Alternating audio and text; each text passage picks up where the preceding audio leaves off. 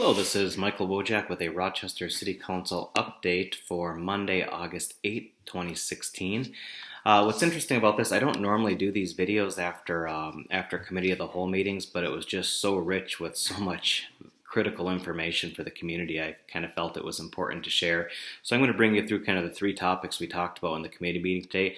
The first of which is we had a presentation by some EDF fellows who have been doing some work funded by the McKnight Foundation for the city of Rochester. And one of the things they talked about is the financial, environmental, and business case for a sustainability coordinator for the city of Rochester, and their data was very compelling. And they hit on what I've noticed for a long time, and that is that sustainability tends not to be a focus of any one person, so it oftentimes gets lost in the shuffle or held out till the very end of a project. Case in point, the rec center. When they had to trim their budget, the first thing they trimmed out was any sort of energy efficiency type savings, and those eventually got put back in after a whole lot of kicking and screaming by me through a program called Guaranteed Energy Savings Program, which basically funds those improvements with savings in the future. But again, it was one of those things that there was never a real sight line for environmental design as that building was going forward. Similarly, the airport, we had a question. I raised a question when we heard about the expansion of the airport, saying, hey, the airport terminal is one of the worst performing buildings energy-wise in the state of Minnesota and certainly the city of Rochester. As part of this expansion, what are you doing to address these energy issues? And it's it's no disrespect to anyone down there because they're focused on what they do best, but it was a little bit of a deer in headlights. There is no plans to make energy improvements as part of this, and that's continues to be a huge concern for me. I even asked questions about, well, what about connecting our airport up to frequent transit to the downtown? Something that wasn't even considered. These are the kind of things that a sustainability coordinator can keep the focus on. But there's also a tremendous opportunity out there from funders for grants, for other things to fund a position like this, and also the opportunity to, as we take these savings, invest them in kind of a revolving sustainability fund that goes to pay for this position and additional activities as well. Other cities have had some success with that. I'm very excited about it. I've asked that we look at it for the 2017 budget, putting this in place. And hey, if you're an environmental group out there looking to fund a position in the exciting DMC area of Rochester, I think sustainability coordinator would be an absolutely fantastic addition to our city. I think if you give us 3 years with that position, it'll be self-funding thereafter because the energy savings and the financial savings are just huge. I mean, just in terms of demand charges, street lights, and a couple buildings that we looked at, we could more than fund a position like this. So we got to get our act together. But hey, if you want to give us a little help here in Rochester, please do so. After that, we jumped into the garbage hauling discussion. Now, you'd think that some people, the greatest American freedom would be the ability to select your garbage hauler, but it comes at a pretty substantial cost. We actually brought in the top expert in the state of Minnesota to talk to us about the impact of heavy vehicles on roadways. And part of bringing an expert like that is it doesn't let the politicians insert too much stupidity without looking foolish, and I pointed that out, that we brought in the best to make sure we got a straight answer on this. And what the message was, and it was quite clear, and it was agreed upon by all of the technical experts in the room, is that we are doing millions of additional damage per year to our roadways as a result of having more garbage haulers on our principally residential streets. It's not a big deal on the arterials and the collectors. That's why buses aren't such a big deal. But there is a real substantial impact to this, and it's hurting the community. Not only that, but you look at Bloomington, and Bloomington has about 26,000 households, which is smaller than Rochester, but they stand to save $13 million just because the cost of getting garbage got lower. The reality is if you district up the city, keep the haulers, but give them different districts, the city can probably negotiate a far better price than areas could do individually. The idea of individual neighborhoods trying to do this on their own, it's great except for the one or two people who don't sign on, and then you have multiple haulers again going up and down the street. This is not a nicety thing. This is a financial necessity that we take better care of our roads, and having this technical expertise give it to us quite clearly how much the substantial cost that we're facing in road deterioration is, but also looking at Bloomington and how much potential savings there are for the people of Rochester too. I do hope that we encourage our public works staff to go down the road of giving notice and starting to negotiate some better rates for the community. And I get that not everyone likes it, but hey, my job is to try and do the best we can with limited resources financially here, and we have a huge infrastructure problem. Getting into the third item, and this is 8 years in the making.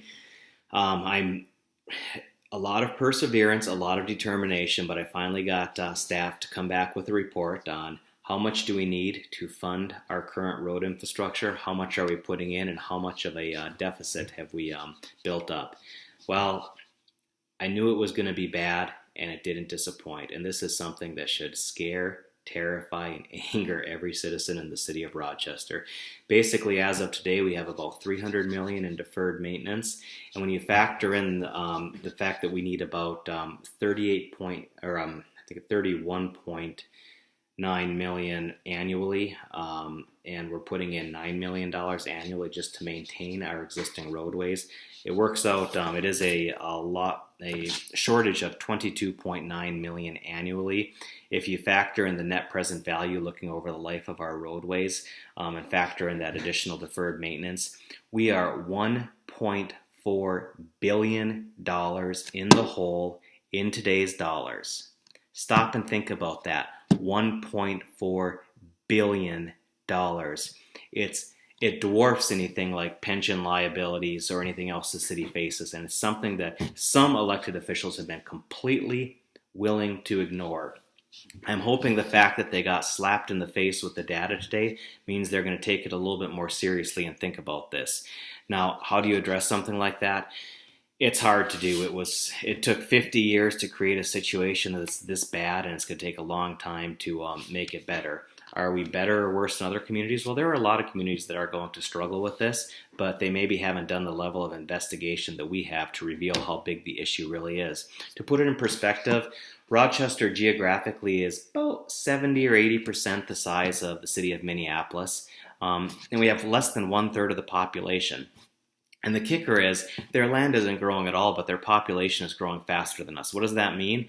That means that we have to spend 3 or 4 more times as much per person to pay for our infrastructure as they do in Minneapolis, and it's incredibly burdensome to do that. So if we wanted to close the gap in our just road infrastructure funding, we would have to raise taxes 40% next year. Now think about the downtown businesses have been walloped. Why don't you throw another 40% on there? That's obscene. It's really unfair because those downtown businesses are essentially subsidizing some of the money-losing infrastructure, which tends to be clustered in lower density residential subdivisions. So what can we do about this? Well, step one of getting out of a hole, and I've been saying this for 2 years and been pretty frequently ignored by certain council members, is to get out of a hole, you stop digging. What does that mean? Let's stop taking on public infrastructure that we know is a perpetual money loser. The example that I always throw out is I have some subdivisions in my area that have public cul-de-sacs, and I have some subdivisions that have private cul-de-sacs. What's the difference? Well, the difference is the private ones are paid by the beneficiaries, which are those folks that are living there. The public ones are heavily subsidized by the public. It gets to be a real issue because every time we take on another roadway that is a perpetual money loser, it takes that $1.4 billion debt or deferred unfunded liability and makes it larger and larger. So step one, we got to be smarter with the infrastructure we're taking on. It doesn't mean that you can't do this, but if some of these infrastructure projects just aren't going to have the tax revenue to support them, we need to make sure it's private infrastructure and not public infrastructure. And this is something that when you hear about the dark money PAC, this is something they stand to benefit from greatly, is making sure the public continues to subsidize these kinds of developments, and in the name of public interest and what is right in the community, we have to stand up to some of those folks and do what's right and make sure that we're only taking infrastructure that can actually pay for itself. I think the second thing is we have to take as much of these costs as possible, take them off the tax rolls and put them onto fees as much as possible, because what's particularly unfair is businesses take the burden of the taxes, and that's not necessarily fair fair to them because most of these roads are in residential areas, and by putting it back on fees, it does two things. One, it means the nonprofits in the community are contributing to the infrastructure as well, but we can also push some of this maintenance costs back on the areas which ultimately are solely benefiting from it. I think the third thing is street utilities. This is something the League of Minnesota Cities, Coalition of Greater Minnesota Cities, and pretty much everyone who sees what's going on in cities has advocated for a long time. And basically what that means is we would be able to create a utility and charge people for the maintenance of the streets that they live on. And it's a way of long-term sustainable funding that puts the funding for the roadways back into the areas where the roadways are used. This is much fairer for businesses. Depending on how the state structures it, it could potentially still be tax deductible depending on what the state legislature did with it. But it's something that we need to do because otherwise, if people are not paying the full cost of the infrastructure they're consuming, it's just going to continue to drive the demand for that, which is what we've seen and which is how we've gotten things so out of control here in Rochester. Fourth, we have to start funding the problem. We are $22.9 million annually in the hole, and that means that there's going to be substantial funding increases that are required to do this. There are good ways to do it and bad ways to do it, but ultimately we are not putting enough money into maintaining the infrastructure that we already have. We have made a choice, and I don't agree with this choice, to build a very unsustainable city, particularly many of the new areas. And what we really have to do then is we have to start, whether it's through taxes, fees, or other things, we need to start chipping away because in reality we need another $22.9 million. And again, to put it in perspective, if you look at our current tax levy, if we did it on the levy, that's going to be a 40% tax increase. I don't want a 40% tax increase. I want to be smarter than what we've been for the last 50 years. I want to stand up to the Patrick Sextons and these other people who support this ridiculous, unsustainable growth to the point where they create dark money PACs to propagate it. This is something that we just have to do. We can't keep kicking the can down the road to future generations. Essentially, we're asking future generations to pay for the development that we're doing today. And that just isn't right. I think the fifth one, if you don't want to have those kind of massive tax increases, and I don't want to have those kind of massive tax increases, it means you have to do things smarter. And in terms of doing things smarter, that means investing in density in the right places. What are the right places? Well, those are your places like your downtown, along your major arterial corridors, one block off in each direction, at the intersection of major corridors, potentially at transit nodes in the future.